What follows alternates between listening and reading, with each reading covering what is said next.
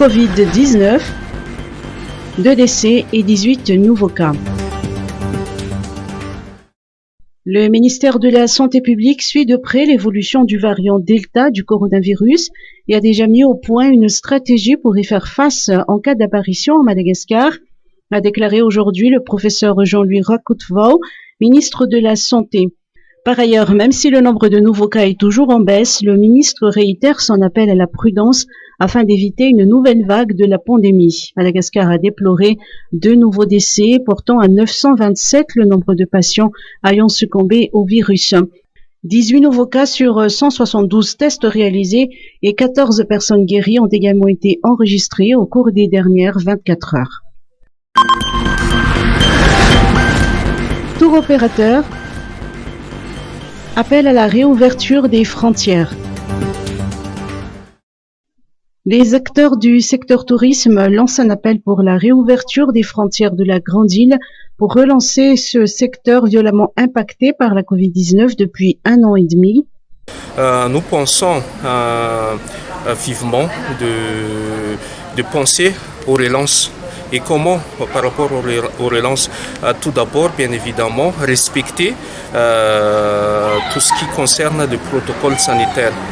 Et vous savez bien que les tours opérateurs, membres de l'association de TOP, ont déjà suivi des formations, des protocoles sanitaires qui font donc partie des conditions pour la réouverture, pour la relance.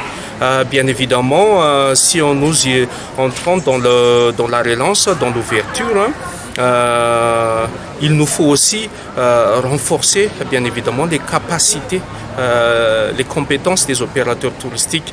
Et une des raisons pourquoi nous sommes aujourd'hui pour 2 semaines en formation, tout d'abord biodiversité.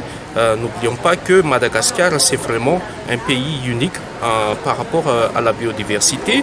Et deuxièmement, en formation langue appliquée au tourisme, langue anglaise. Et troisième formation, c'est le sécurisme.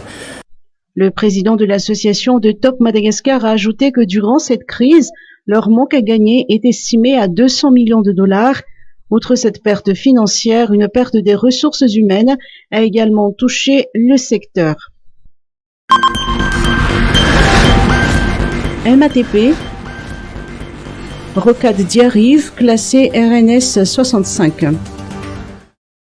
Le ministère de l'Aménagement du Territoire et des Travaux publics porte à la connaissance du public que la route rocade Diarive reliant le croisement RN2 Bypass Mboumaït, le croisement RN3 Anjanbevava Massai, rond-point Alarbi, ouverte à la circulation depuis le 24 juin 2021, est classée route nationale secondaire numéro 65 ou RNS 65.